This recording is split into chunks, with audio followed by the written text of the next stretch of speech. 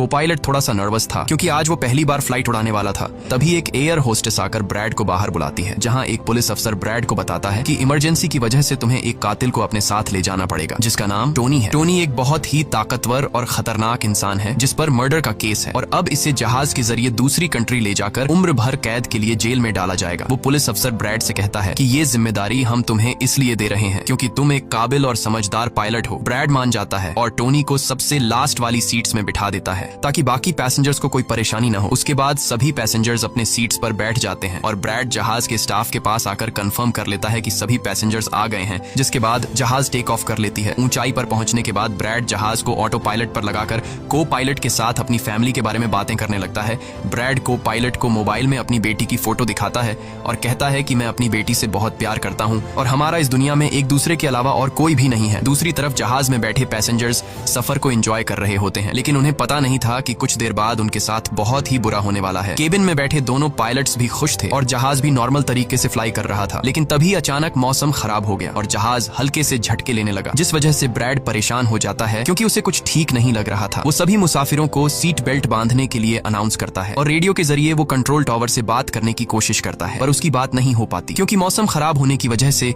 यहाँ के सारे रेडियोज काम करना बंद कर देते हैं। तभी अचानक बिजली का तेज झटका प्लेन से आकर लगता है, जिस वजह से प्लेन जोर जोर से झटके लेने लगता है। ब्रैड पैसेंजर्स का हाल देखने के लिए केबिन से बाहर जाता है। पैसेंजर्स को देखकर ब्रैड को थोड़ा बहुत सुकून मिल जाता है क्योंकि सभी पैसेंजर्स सेफ थे, पर यहाँ अब धीरे धीरे लाइट बंद होती जा रही थी और तभी प्लेन को कई और झटके लगते हैं, जिससे ब्रैड का सिर सामने छत से टकराकर नीचे गिर जाता है और उसके माथे पर चोट लग जाती है। इस सूरत हाल को देखते हुए सभी पैसेंजर्स की हालत खराब होने लगी थी। ब्रैड जल्दी से वापस केबिन में आकर अपने साथी के साथ मिलकर प्लेन को संभालने में लग जाता है। ये उनके लिए काफी मुश्किल टाइम था। मौसम खराब होने की वजह से उन्हें आगे कुछ भी नहीं दिखाई दे रहा था। ब्रैड कहता है कि हमें प्लेन को नीचे लाना होगा क्योंकि अगर प्लेन को एक और झटका लगा तो प्लेन तबाह हो सकता है। ये लोग फौरन जहाज का अल्टीट्यूड कम करने लगते हैं और जहाज तेजी से नीचे की तरफ जाने लगता है। जहाज के अंदर मौजूद पैसेंजर्स काफी ज्यादा डरे हुए थे। तभी क्रिमिनल टोनी के साथ जो पुलिस अफसर आया होता है उसके हाथ से मोबाइल छूट जाता है। वो अपने मोबाइल फोन को उठाने के लिए अपना सीट बेल्ट खोल लेता है, जिसकी मदद करने के लिए एक एयर होस्टेस भी अपना सीट बेल्ट खोलकर आगे आती है।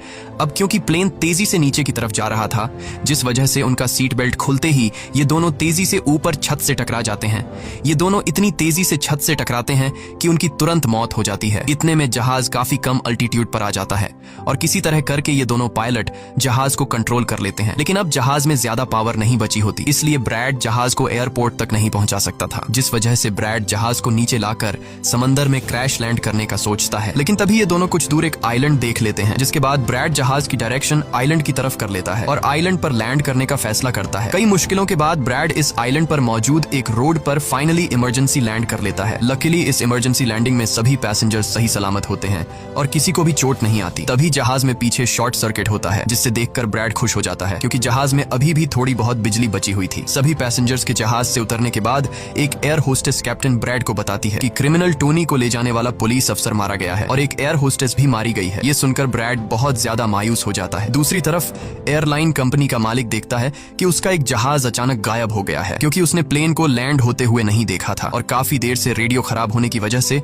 उसका पायलट से कांटेक्ट भी नहीं हो पा रहा था। इसीलिए वो एयरलाइन कंपनी का मालिक स्कार्सडेल नाम के एक रेस्क्यू एक्सपर्ट को बुलाता है, जो ऐसे लोगों को ढूंढने का काम करता है जो मुश्किल में कहीं फंसे हुए होते हैं। एयरलाइन कंपनी का मालिक उसे कहता है कि मुझे मेरे प्लेन्स की सारी डिटेल्स चाहिए, जैसे वो कहाँ गया, उसके वर्कर्स और सभी पैसेंजर्स कहाँ हैं। जिसके बाद रेस्क्यू एक्सपर्ट अपने काम पर लग जाता है। दूसरी तरफ सारे पैसेंजर्स इस सोच में थे कि हम यहाँ क्यों उतरे हैं। ब्रैड सभी पैसेंजर्स को इकट्ठा करके समझाता है कि इमरजेंसी की वजह से हमें यहाँ उतरना पड़ा। प्लेन में अभी भी थोड़ी बहुत बिजली मौजूद है, जिसे हम बाकी चीजों को ठीक कर लेंगे। तब तक आप लोग यहाँ आराम से रहें और आप लोग घबराइएगा नहीं, बहुत जल्द हम यहाँ से निकल जाएंगे। जिसके बाद ब्रैड प्लेन के पास आकर उसे ठीक करने में लग जाता है, पर वो देखता है कि जहाज में पावर काफी कम है, इसलिए उन्हें मदद का इंतजार करना होगा। ये लोग मैप निकालकर खुद ही अपनी लोकेशन देखने लगते हैं ताकि उन्हें पता चल सके कि आखिर ये लोग किस जगह पर हैं। ब्रैड का साथी को पायलट नक्शा देखकर बताता है कि हम एक प्राइवेट आइलैंड पर फंसे हुए हैं। ये जगह बहुत ही खतरनाक है। यहाँ पर ऐसे लोग हैं जो किसी सरकार या गवर्नमेंट की बात नहीं मानते। अगर इन लोगों ने हमें पकड़ लिया तो हमारी जान खतरे में पड़ सकती है और हमारी गवर्नमेंट भी हमें नहीं बचा पाएगी। ये सुनकर ब्रैड कहता है कि अब कहीं से भी करके